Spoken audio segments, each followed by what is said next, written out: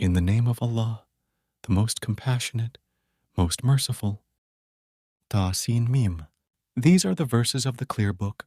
We narrate to you, O Prophet, part of the story of Moses and Pharaoh in truth, for people who believe. Indeed, Pharaoh arrogantly elevated himself in the land and divided its people into subservient groups, one of which he persecuted, slaughtering their sons and keeping their women. He was truly one of the corruptors, but it was our will to favor those who were oppressed in the land, making them models of faith as well as successors, and to establish them in the land, and through them show Pharaoh, Haman, and their soldiers the fulfillment of what they feared. We inspired the mother of Moses. Nurse him, but when you fear for him, put him then into the river, and do not fear or grieve. We will certainly return him to you, and make him one of the messengers.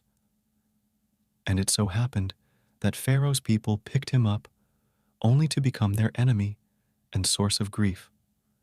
Surely Pharaoh, Haman, and their soldiers were sinful. Pharaoh's wife said to him, "This baby is a source of joy for me and you. Do not kill him. Perhaps he may be useful to us, or we may adopt him as a son." They were unaware of what was to come, and the heart of Moses' mother ached so much that she almost gave away his identity had we not reassured her heart in order for her to have faith in Allah's promise. And she said to his sister, "Keep track of him."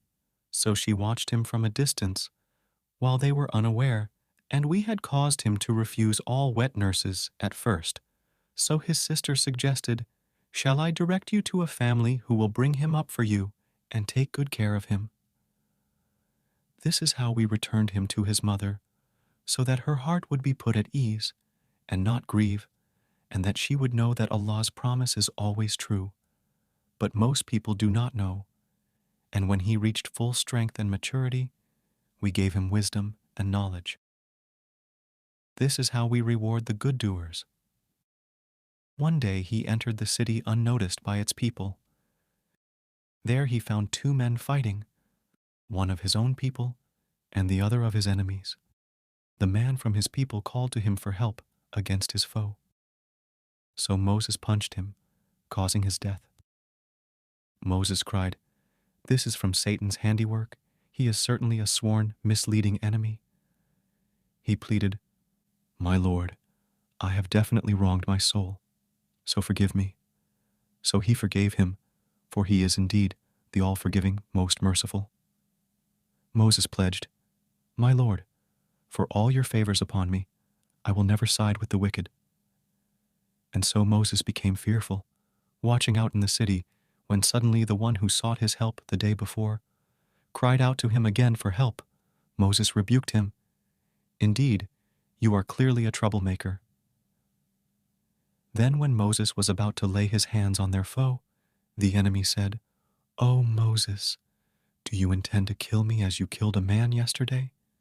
You only want to be a tyrant in the land. You do not intend to make peace." And there came a man rushing from the farthest end of the city. He said, "O Moses, the chiefs are actually conspiring against you to put you to death, so leave the city. I really advise you to do so." So Moses left the city in a state of fear and caution, praying, "My Lord, deliver me from the wrongdoing people." And as he made his way towards Midian, he said, "I trust my Lord will guide me to the right way." When he arrived at the well of Midian, he found a group of people watering their herds. Apart from them, he noticed two women holding back their herd. He asked them, "What is the matter?" They replied, "We cannot water our animals until the other shepherds are done, for our father is a very old man." So he watered their herd for them, then withdrew to the shade and prayed, "My Lord, I am truly in desperate need of whatever provision you may have in store for me." Then one of the two women came to him, walking bashfully. She said, "My father is inviting you, so he may reward you for watering our animals for us." When Moses came to him and told him his whole story, the old man said, "Have no fear. You are now safe from the wrongdoing people." One of the two daughters suggested, "Oh, my dear father, hire him. A strong, trustworthy person is definitely the best to hire." The old man proposed, "I wish to marry one of these two daughters of mine to you, provided that you stay in my service for 8 years. If you complete 10, it will be a favor from you, but I do not wish to make it difficult for you." "Allah willing, you will find me an agreeable man," Moses responded. "Then it is settled between you and I. Whichever term I fulfill, there will be no further obligation on me, and Allah is a witness to what we say." When Moses had completed the term and was traveling with his family, he spotted a fire on the side of Mount Tor. He said to his family, "Stay here, for I have spotted a fire.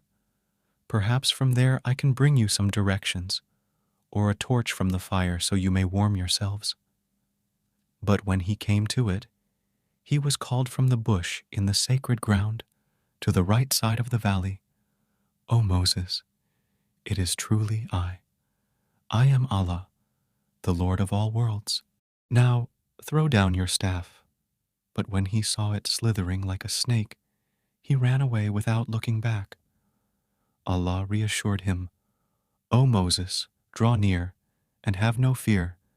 You are perfectly secure. Now put your hand through the opening of your collar. It will come out shining white, unblemished, and cross your arms tightly to calm your fears." These are two proofs from your Lord to Pharaoh and his chiefs. They have truly been a rebellious people. Moses appealed, "My Lord, I have indeed killed a man from them, so I fear they may kill me. And my brother Aaron is more eloquent than I, so send him with me as a helper to support what I say, for I truly fear they may reject me." Allah responded, "We will assist you with your brother and grant you both authority so they cannot harm you. With our signs, you and those who follow you will certainly prevail."